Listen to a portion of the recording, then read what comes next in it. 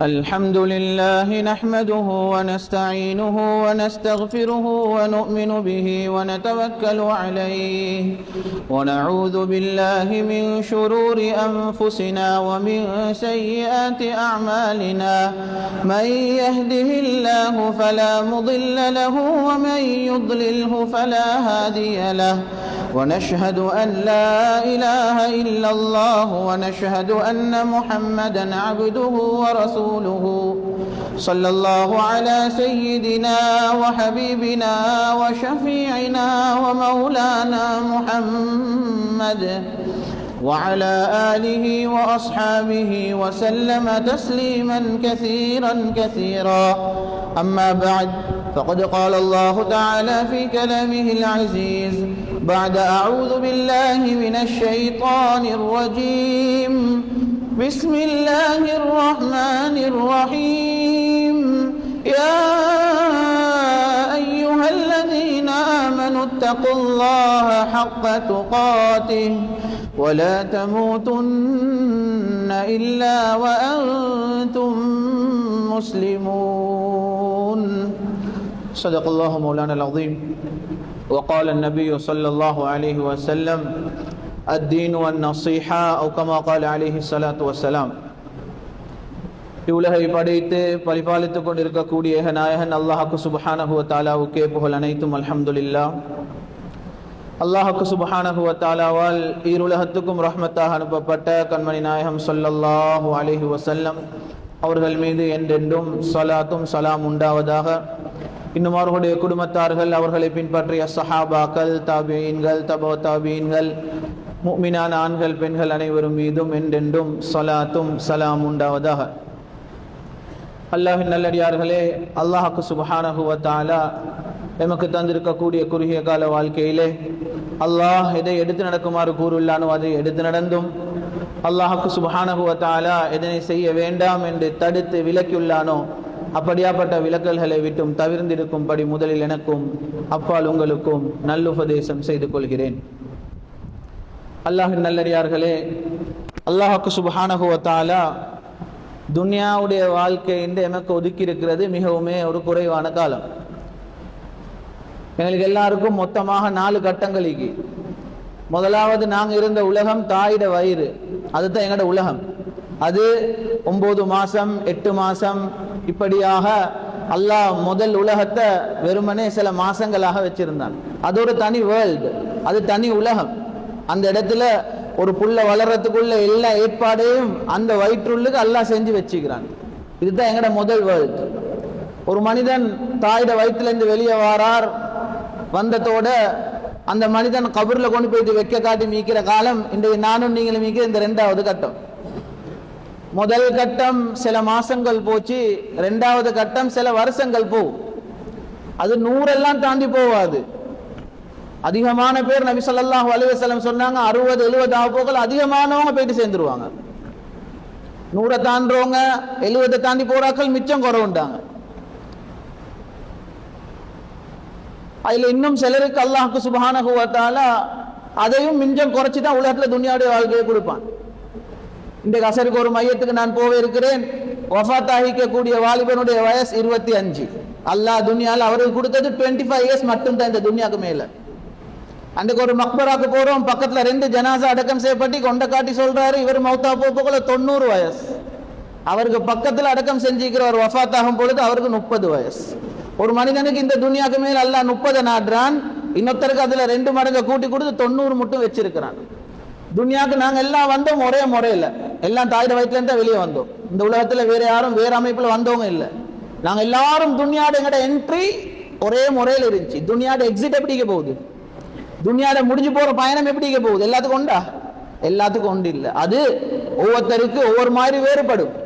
சிலருக்கு ஹாஸ்பிட்டல்ல வரும், சிலருடைய முடிவு ஐசியூ பெட்ல இருக்கும், சிலர் ஆக்சிடென்ட் ஆகி ரோட் நடுவில் போயிட்டு இருக்கும், இன்னொருத்தருக்கு மஸ்ஜிதில் இருக்கும், இன்னொரு ஆளுக்கு சுஜூதில் இருக்கும், இன்னொரு ஆள் அல்லாஹ் கூப்பிட்டு மக்கால் எடுத்து இஹ்ராம கட்ட வச்சு காபத்துல்லா கிட்ட மையத்தை கொடுப்பான், இன்னொருத்தருக்கு மதீனால மௌத்த கொடுப்பான். அல்லாஹ் சுப்ஹானஹு வ தஆலா எக்ஸிட்ட துனியாலேருந்து போறத எல்லாத்துக்கும் ஒன்று மாதிரி வச்சில்ல, ஒவ்வொருத்தருக்கு ஒரு மாதிரி வித்தியாசப்படும். துனியாவுக்கு நாங்கள் எல்லாம் வந்த ஒரு ஆர்டர்ல வந்து இப்போ 2 பேர் கபில்ட்டு சொல்லி நிக்கா செஞ்சிருப்பாங்க. அவங்க மூலமா அல்லாஹ் ஒரு புள்ளைய கொடுப்பான். அதுக்கு பின்னால 2வது புள்ள, 3வது புள்ள, இப்படி ஒரு ஆர்டர் ஒன்றிக்கும். துனியாவுக்கு வரத்துக்கு ஒரு ஆர்டர் இருக்கும். ஆனா துனியாலேருந்து போறதுக்கு 5 புள்ளைய குடும்பத்தை சேர்ந்த சகோதரர்கள்ல 5வது ஆள் மவுத்து. 4 நானமாறு மையத்தை தொழுகிறாங்க. சில மையத்துல கலந்து கொண்டிருக்கிறோமா இல்லையா? புள்ள மவுத்து வாப்பா தொழுகிறாரு ஜனாதாவ. யாருக்கிட்ட என்ன உத்தரவாதம் இருக்கு சகோதரர்களே? அன்னைக்கு ஒரு ஜனாதால கலந்து கொண்டோம், அப்பா தொழுகிறாரு. அவட கிராண்ட்சன் மவுத்து, அவட பேர புள்ள மவுத்து, பின்னுக்கு இருந்த அப்பா ஜனாதாவை தொழுகிறார்.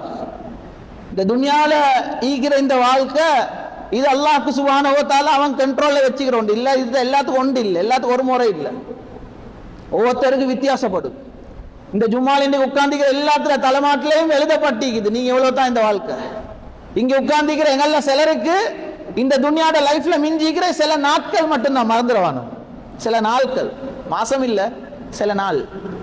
இங்க இருக்கிற உட்கார்ந்துக்கிற எங்கள சிலருக்கு நாங்க கழிச்ச கடைசி ரமதான் போன வருஷம் கழிச்சது முடிஞ்சு.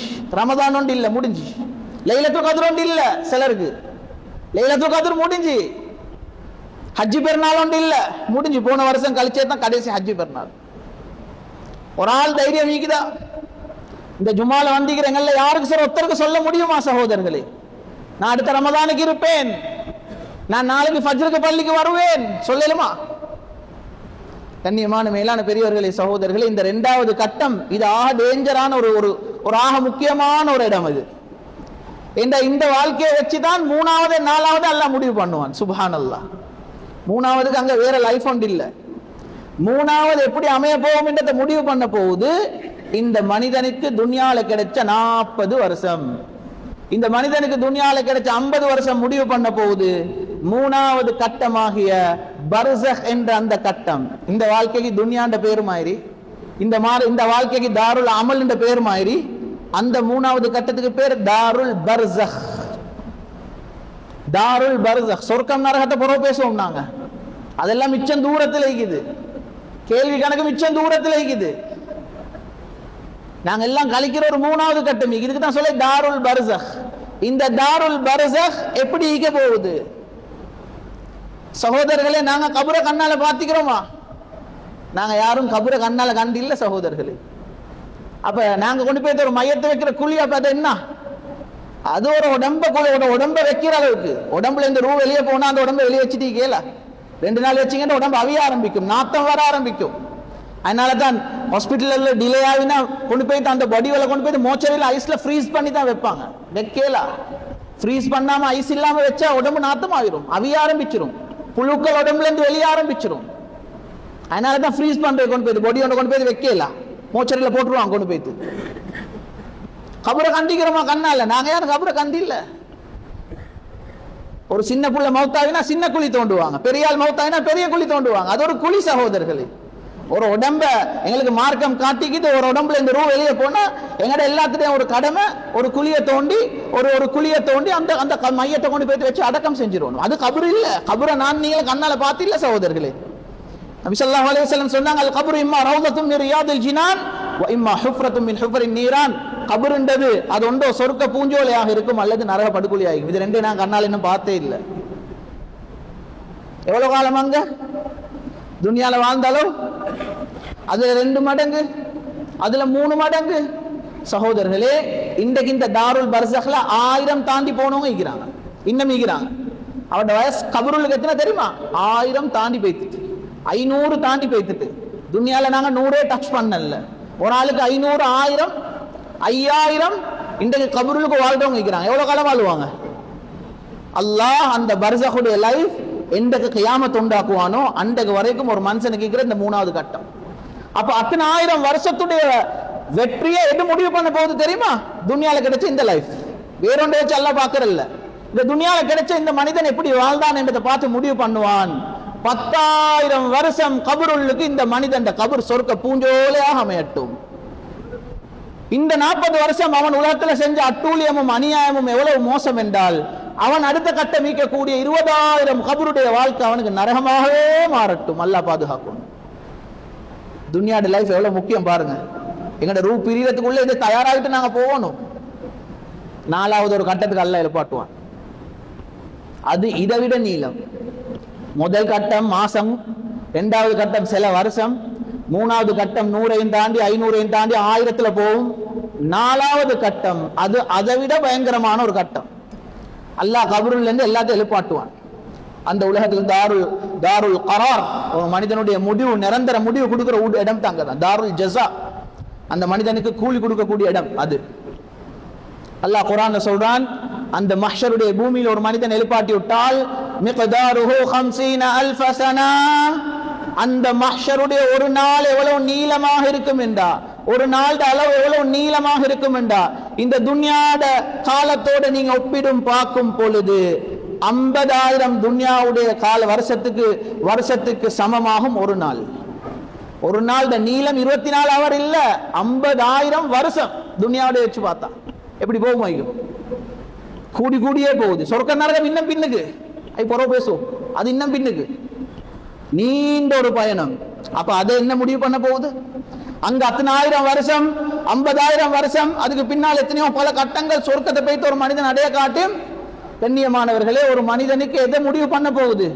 துன்யால் அவருக்கு அல்லாஹ் கொடுத்த இந்த 50 வருஷம், 60 வருஷம், 40 வருஷம், இதை வச்சு அல்லாஹ் ஒரு மனிதனுடைய தலையெழுத்தே மாத்த போறான். ஒன்றோ இந்த மனிதன் நிரந்தர வெற்றியில் வைப்பான், அல்லது இந்த மனிதன் நிரந்தர நஷ்டத்திலே இருந்து கொண்டிருப்பான். அதனால சகோதரர்களே, இந்த துன்யாவுடைய வாழ்க்கையில சம்பாதிச்சோமோ இல்லையோ, ஊடு கட்டினமோ இல்லையோ, உலகத்துல தேவைகளை பூர்த்தி செஞ்சமோ இல்லையோ, இந்த மறுமையிட பயணத்துக்கு ரெடி ஆகிட்டு மட்டும் போய் தரோம். அதை மட்டும் மறந்து மட்டும் நாங்க வாழ்ந்துட்டு இருந்த உலகத்தில் எங்களை மாதிரி மடையர்கள் யாருமே கிடையாது. சகோதரர்களே, அல்லாஹ் சுப்ஹானஹு வ தஆலா எங்கட வாழ்க்கையில எங்களுக்கு சொர்க்கத்தை அல்லாஹ் முடிவு பண்ணி வச்சுக்கிறத வச்சு பார்த்தால், அல்லாஹ் உலகத்துல ஒரு மனிதன் கிட்ட எதிர்பார்க்கிறது என்ன? அல்லாஹ் குர்ஆன்ல சொல்றான், யா அய்யுஹல்லதீன ஆமனூ உதுகுலூ ஃபிஸ்ஸில்மி காஃபா. நீங்க எப்படி இருக்கணும் தெரியுமா? நீங்க முஸ்லிம்கள் எப்படி இருக்கணும் என்றால் 100க்கு 100 எல்லா விஷயத்திலும் இஸ்லாத்தை ஃபாலோ பண்ணணும்.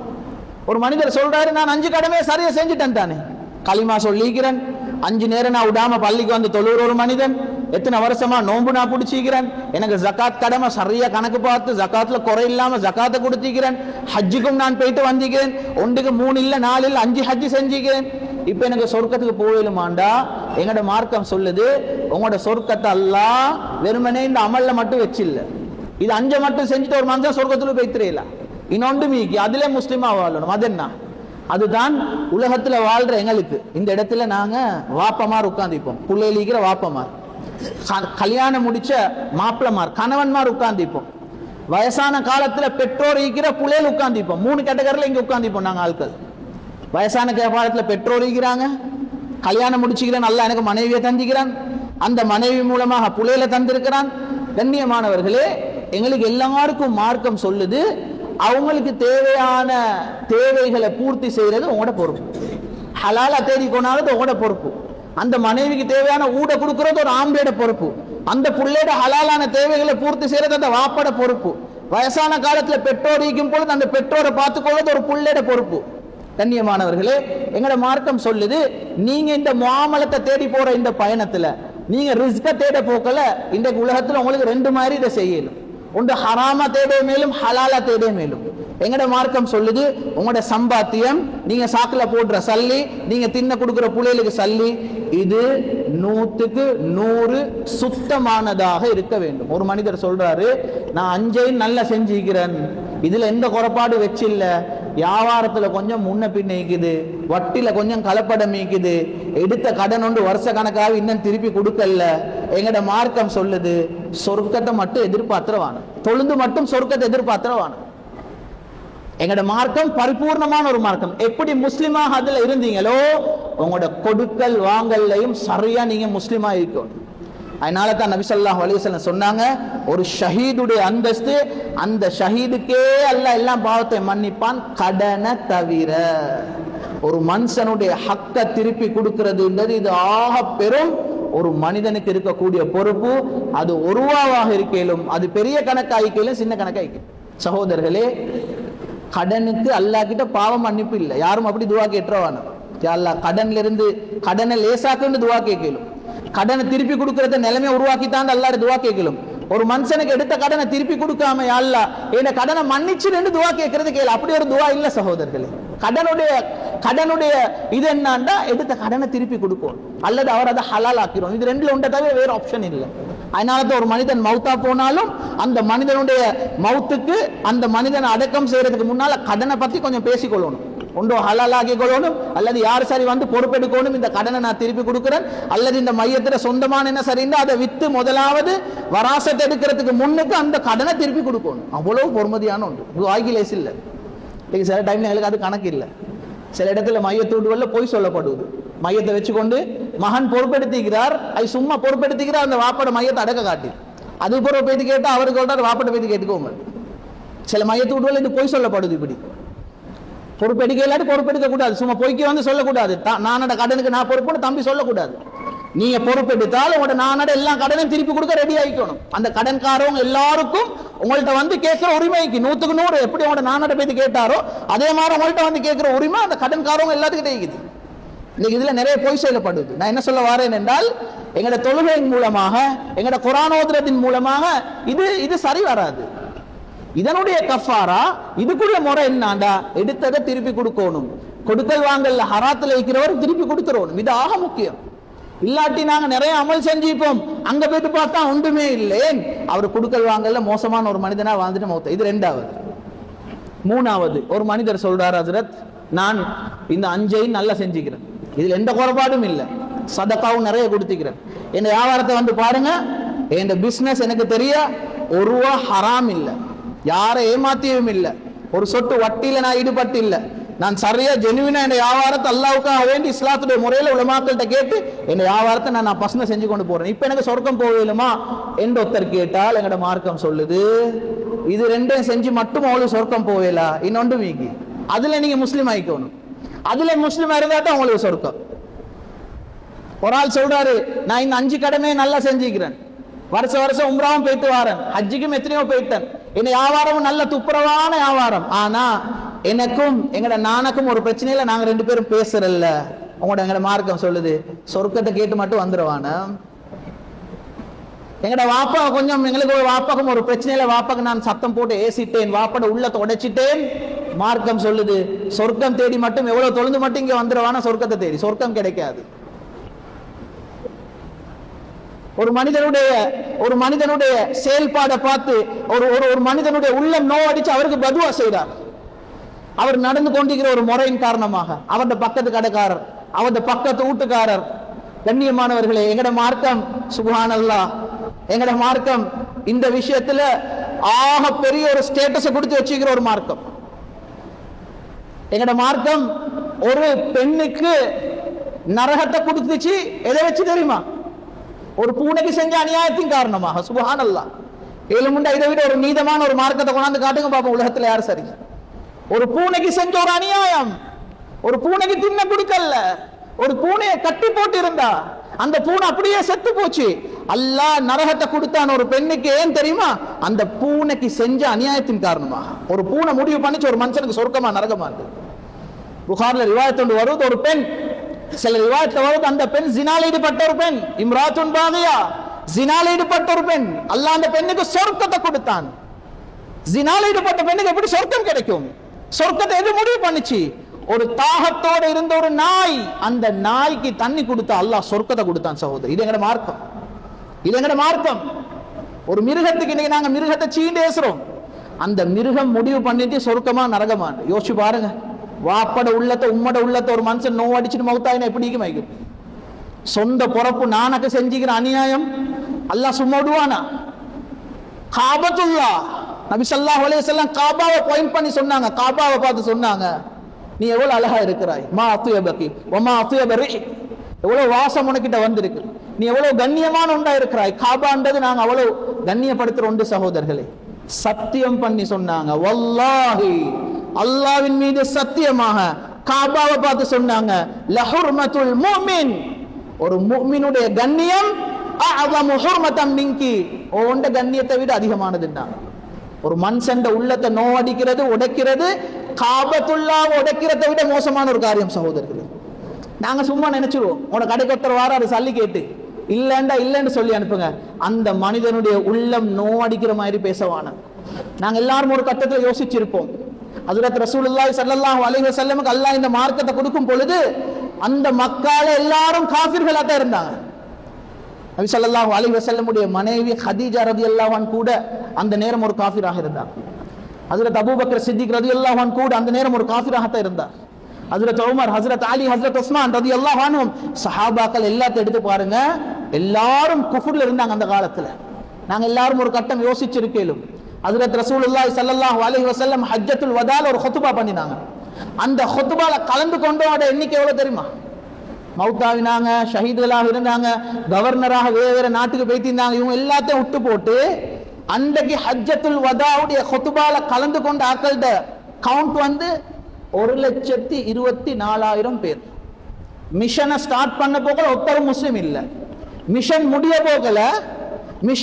போகல இருந்திருக்கக்கூடிய எல்லாரும் 1,24,000 பேர் மட்டும் அந்த ஹுத்பால கலந்து கொண்டாங்க. எப்படி இது நடந்துச்சு? நாங்க யோசிச்சிருப்போம். எங்களோட ஒரு நல்ல ஒரு கூட்டாளி, ஒரு நல்ல மனிதர், எங்களுக்கு அவர் எங்களோட மார்க்கத்தை பத்தி சொல்லி அவர் இஸ்லாத்துக்கு எடுத்துக்கொள்ளாத ஒரு நிலைமை இருக்குது. ஹஜ்ரத் ரசூலுல்லாஹி ஸல்லல்லாஹு அலைஹி வஸல்லம் என்னத்தை பாவிச்சாங்க? ஹஜ்ரத் ரசூலுல்லாஹி ஸல்லல்லாஹு அலைஹி வஸல்லம் என்னத்தை செஞ்சாங்க? கண்ணியமான மேலான பெரியவர்களே, சகோதரர்களே, ஹஜ்ரத் ரசூலுல்லாஹுடைய சீராவை படிச்சு பார்த்தா, ஹிஸ்டரியை படிச்சு பார்த்தா விளங்கும். நபி ஸல்லல்லாஹு அலைஹி வஸல்லம் இந்த மிஷனை சக்சஸாக செய்யறதுக்கு அடிப்படையாக காரணமாக இருந்தது ஹஜ்ரத் ரசூலுல்லாஹி ஸல்லல்லாஹு அலைஹி வஸல்லமுடைய நல்ல பண்பு. சகோதரர்களே, நல்ல அக்லாக், நல்ல பண்பு.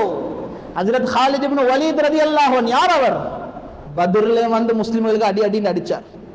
உஹதுல இஸ்லாத்துக்கு பயங்கரமாக தாக்கப்பட்ட சஹாபாக்களுக்கு அதுக்கு பிரதானமான காரணம் இவர் தான். அப்படி இப்படி அடி இல்ல. உஹதுல நபி ஸல்லல்லாஹு அலைஹி வஸல்லம் பட்ட கஷ்டம் மாதிரி வேற எந்த யுத்தத்திலையும் படல. சஹாபாக்கள் பத்ர்ல தோத்த கோபம் அவங்களுக்கு, மக்கால குறைஷி காஃபிர்களுக்கு பத்ர்ல தோத்த கோபம். உஹதுல சகோதரர்களே, காஃபிர்கள் கூட செய்யாத ஒரு விஷயம் அவங்களும் செய்ய மாட்டாங்க.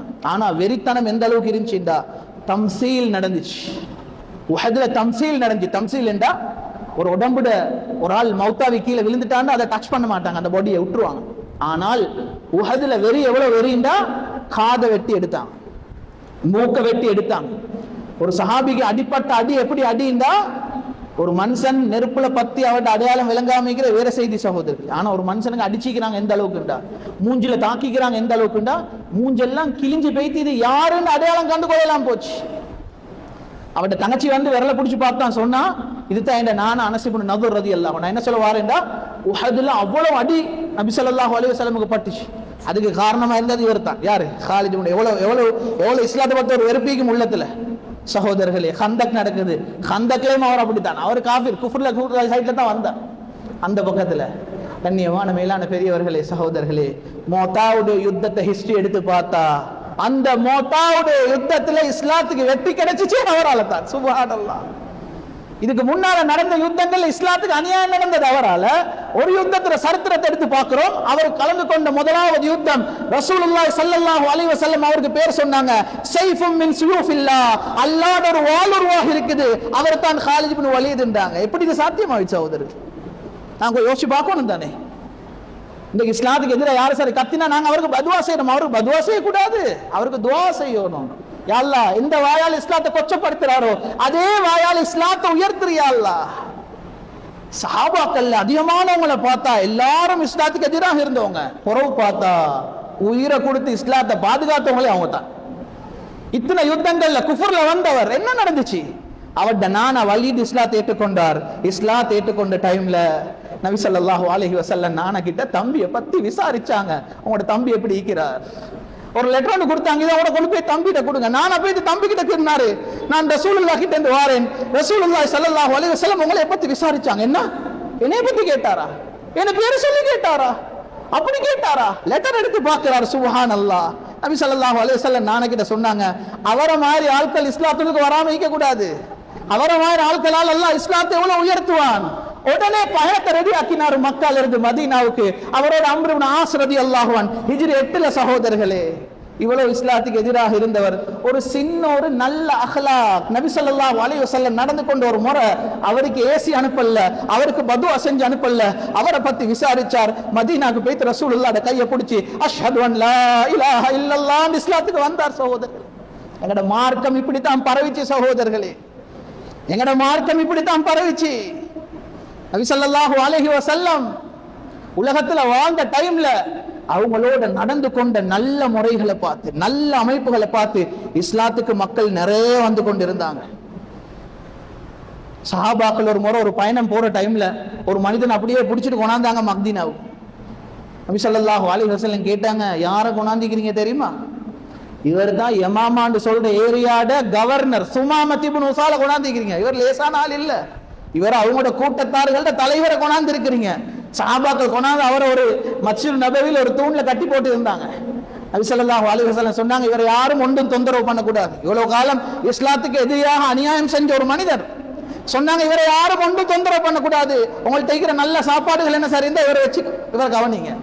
முதலாவது நாள் வைக்கப்பட்டுச்சு, இரண்டாவது நாள் வைக்கப்பட்டுச்சு. யாரும் ஒன்றும் அவரோட பேசல. ரசூலுல்லாஹ் மட்டும் போவாங்க, போய் கேட்பாங்க, மாதா இந்த கையா சுமாமா, சுமாமா என்ன சொல்றீங்க? அவர் சொல்லுவார் நபி ஸல்லல்லாஹு அலைஹி வஸல்லம், இன் தக்துல் தக்துல் தாதமின் யா ரசூலல்லாஹ், நான் இப்போ உங்கள்ட்ட மாட்டி கைதியாக மாட்டி தனியா வந்து மாட்டிக்கிறேன். நீங்க என்ன கொலை செய்ய நாடினீங்கடா, நான் கொலை செய்யப்பட்டதுக்கு தகுதியான ஆள் தான். ஏன்டா நான் அவ்வளவு செஞ்சீங்க இஸ்லாத்துக்கு அநியாயம். நீங்க என்ன கொலை செய்யறது ஒரு அநியாயம் இல்ல, நீங்க கொலை செய்யறது நியாயமான ஒரு விஷயம் தான். ஏன்டா நான் அவ்வளவு அநியாயம் செஞ்சுக்கிறேன். ஆனால் வ இன் துன்இம் துன்இம் அலா ஷாக்கிரின், ஒன்றை நினைவு வச்சுக்கோங்க, நீங்க என்ன இன்றைக்கு மட்டும் மன்னிச்சு விட்டீங்கடா, ஒரு நன்றி உள்ள ஒருத்தரை தான் மன்னிச்சு விட்டேன்னு நினைங்க, இதுக்கு பிறகு இஸ்லாத்துக்கு நான் என்ன அநியாயமும் செய்ய மாட்டேன். நபி ஸல்லல்லாஹு அலைஹி வஸல்லம் முதலாவது நாள் இந்த செய்தியை தான் சொன்னார், இரண்டாவது நாள் இந்த செய்தியை சொன்னார், மூணாவது நாள் நபி ஸல்லல்லாஹு அலைஹி வஸல்லம் சொன்னாங்க சஹாபாக்களுக்கு, அத்லிகு சுமாமா, அவரை கெட்டிக்கிற கவுர அவுத்துட்டு அவரை போக சொல்லிருக்கு. சகோதரர்களே, 3 நாள் இவ்வளவு அநியாயம் செஞ்சு ஒரு இடத்துல பயந்து பயந்து இருந்து அவுத்துட்டு போக சொன்னா எவ்வளவு அவசரமா ஓடி போகணும். இவர் உடனே ஓடி போனார். பக்கத்துல இருக்கிற ஒரு கிணறுக்கு, கிணறுல போயிட்டு குளிச்சு சுத்தப்படுத்திட்டு திருப்பி மஸ்ஜிது நபவிக்கு வரார். சகோதரர்களே, போனவர் திருப்பி போகல, திருப்பி மஸ்ஜிது நபவிக்கு வந்தார். ஓடோடி வந்து ரசூலுல்லாஹ்ட கையை பிடிச்சிட்டு சொன்னாரு, அஷ்ஹது அன் லா இலாஹ இல்லல்லாஹ் வ அஷ்ஹது அன்ன முஹம்மதன் அப்துஹு வ ரசூலுஹு. சொன்னார் நபி ஸல்லல்லாஹு அலைஹி வஸல்லம் பார்த்து, வல்லாஹி அல்லாஹ்வின் மீது சத்தியமாக, மா கான அலல் அர்தி வஜ்ஹுன் அப்கப இலைய மின் வஜ்ஹிக், உங்களோட மூஞ்சி மாதிரி, உங்களோட முகத்த மாதிரி ஒரு கெட்ட மோசமான என்ன உள்ளத்துல கோபத்தை ஏற்படுத்துற ஒரு மூஞ்சி இதுக்கு முன்னால் எனக்கு ஈக்கல. ஆனால் இந்த 2 நாள் உள்ளது, فقد اصبح وجهك احب الوجوه الي, உங்களோட முகத்தமாய் ஒரு விருப்பமான மூஞ்சி எனக்கு இல்ல, உங்களோட மார்க்கத்தமாய் ஒரு வெறுப்பான மார்க்கம் எனக்கு இருக்கல்ல, ஆனா இன்றைக்கு உங்களோட மார்க்கத்தமாய் விருப்பமான மார்க்கம் எனக்கு இல்ல. கையை பிடிச்சு சொன்னார். சகோதரர்களே, 2 நாள் மஸ்ஜிது நபவில இருந்து அவருக்கு என்ன சொல்லப்பட்டுச்சு? அவரை பயங்காட்டினாங்களா? நீங்க இஸ்லாத்தை ஏற்றுக்கொள்ளாட்டி உங்களுக்கு இல்ல. சகோதரர்களே, அஹ்லாக் காட்டப்பட்டுச்சு. 2 நாள் பார்த்தார் ரசூலுல்லாஹ் யாரு, முஸ்லிம்கள் யாரு, இஸ்லாம்ண்டா இவ்வளவு சாந்தியான ஒரு நல்ல மார்க்கமா, இதை விட ஒரு பொருத்தமான மார்க்கம் எனக்கு இருக்க முடியாது. கண்ணியமான மேலான பெரியவர்களே, சகோதரர்களே, எங்கட மார்க்கம் அஹ்லாக்குட உச்சகட்டத்தில் இருக்கக்கூடிய மார்க்கம். நான் என்ன சொல்ல வாரேன்டா, நீ 50 வருஷம் முன்சஃப்ல இருந்து தொழுந்திருப்பீங்க, ஆனால் நாளைக்கு உங்களோட மனைவி அல்லாஹ் கிட்ட செய்யற ஒரு கம்ப்ளைண்ட் போதும் நீங்க நரகம் போறது. 50 வருஷம் குர்ஆன் ஓதிப்பீங்க, எங்கட மார்க்கம் அதெல்லாம் ஓரமாக்கிட்டு ஒரு மனிதனுடைய கம்ப்ளைண்ட நாளைக்கு அல்லாஹ் நிச்சயமாக நீதம் எடுத்து கொடுப்பான். இன்றைக்கு நடந்த ஒரு அநியாயத்தை நீங்க சில வேளை மறந்திருப்பீங்க, அல்லாஹ் மறக்க மாட்டான். இந்த எல்லா அநியாயத்துக்கும் சகோதரர்கள், அது சின்னதாக இருந்தாலும் நாளைக்கு கியாமத்தில் அதுக்குரிய நீதம் செல்லப்படுத்தப்படும். ஃபலா துظلم نفس شيئا, அல்லாஹ் சொல்றான், அதுல எந்த ஒரு அநியாயமும் நடக்க மாட்டுச்சு. நீதம் சின்னதோ பெருசோ நடந்த எல்லா அநியாயத்துக்கும். சகோதரர்களே, நான் என்ன சொல்லுவாரு, என் பயான்ட சுருக்கம் என்னண்டால், அஹ்லாக்க மறந்துடக்கூடாது. எங்கள்ல சிலர் இன்றைக்கு நாங்க நினைக்கிறோம் தொழுறத்துக்கு ஒழுந்து கொண்டு நாங்க தொழுகையில ஏமாந்து போய்த்திருக்கிறோம். சிலர் நாங்க நினைக்கிறோம் தொழுறம் தானே, வியாபாரம் அப்படிந்தா பிரச்சனை இல்லை. குடும்பத்துல பார்த்தா எத்தனையோ பேரோட கோவம், கல்யாணத்துக்கு வந்து பார்த்தா நானோட கல்யாணத்துக்கு தம்பியோட ஃபேமிலியே வந்து இல்ல. சகோதரர்களே, சொர்க்கத்தை எதிர்பார்க்கலாம். ஹதீஸ், தெளிவான ஹதீஸ் புகாரில, லா யதுகுலுல் ஜன்னத காத்திஉ ரஹீம், எந்த மனுஷன் உறவு முறையை துண்டிச்சு நடப்பாரோ அவர். அஹ்லாக்ன்றது குடும்பத்தோட சம்பந்தப்பட்டது, மனைவியோட சம்பந்தப்பட்டது. உலகத்துல வாழும் பொழுது அவக்கும் நல்ல மனிதனாக வாழணும், பிள்ளைகளுக்கும் நல்ல வாப்பவாக வாழ்ந்துட்டு மௌத்தாகணும், பெற்றோருக்கும் நல்ல பிள்ளைகளாக இருந்துட்டு வாழ்ந்த போகணும், சமுதாயத்துக்கும் ஒரு நல்ல மனிதனாக மௌத்தாகணும். சகோதரர்களை, நான் அடிக்கடி சொல்லக்கூடிய ஒரு விஷயம், எங்கட மௌத்துகள் எப்படி அமையணும் என்றால், வானத்தில் இருக்கிறவங்க எல்லாம் சந்தோஷப்பட்டு எதிர்பார்த்து கொண்டிருக்கிற மௌத்தாகவும், உலகத்தில் இருக்கிறவங்க எல்லாம் கண்ணீர் வடிக்கிற ஒரு மௌத்தாகணும். சகோதரர்கள், கண்ணீர் வடிப்பாங்க யாருக்கு தெரியுமா? நல்ல பண்புள்ள ஒரு மனுஷன் மௌத்தாப்போ போல கண்ணீர் வடிப்பாங்க. உங்களோட மையத்துக்கு 100 கிலோமீட்டர் 200 கிலோமீட்டருக்கு அங்கிட்டு இருந்து டிராவல் பண்ணி வருவாங்க. இந்த முகத்தை கபூர்ல வைக்கிறதுக்கு முன்னால கடைசி ஒரு டிப் நான் பார்த்துக்கொள்ளணும். தூரமான இடத்துல இருந்து மையத்துக்கு வருவாங்க சகோதரி. இது யாருக்கு வருவாங்க தெரியுமா? நல்ல மனிதனுக்கு வருவாங்க. ஒரு நல்ல மனிதன் மௌத்துல வெளியில் எல்லாரும் அவர்கிட்ட நலவு பேசுவாங்க. எங்கட நலவுகள் பேசப்படுற மையத்தாகணும். இன்றைக்கு சில மையத்துக்கு போறோம், அவரை பத்தி நலவு பேச ஒன்றும் இல்லை. வெளியே வந்து ஆட்கள் பாலிடிக்ஸ் பேசி கொண்டிருக்கிறாங்க, வெளியே வந்து வேற வேற பேச்சு பேசுறாங்க. மையத்தூட்ல பேசப்படணும் என்ன தெரியுமா? இவர்கிட்ட நல்ல காரியங்கள் பேசணும். அப்படியாப்பட்ட மனுஷர்கள் நான் வாழ்ந்துட்டு மௌத்தாகணும். மூஞ்சில சிரிப்பில்லாத மனுஷனா வாழ்ந்துட்டு மௌத்தா போய் எங்கட நலவு யாரும் பேச மாட்டாங்க. எங்கட சந்தோஷப்படுவாங்க, அடுத்த கடைக்காரர் சந்தோஷப்படுவாரு. இவ்வளவு காலம் பெரிய ஒரு தலைவலி இன்றைக்கு பேய்த்துட்டு எங்கட வீட்டுக்கு அடுத்த வீட்டு வாழ்றவங்க சந்தோஷப்படுவாங்க. இல்ல, எங்கட அடுத்த வீட்டு ஆட்கள், எங்கட மஹல்லா வாசிகள், எங்கட பக்கத்துல வீட்டுல இருந்தவங்க எல்லாத்துல கண்ணிலையும் கண்ணீர் வடியணும்.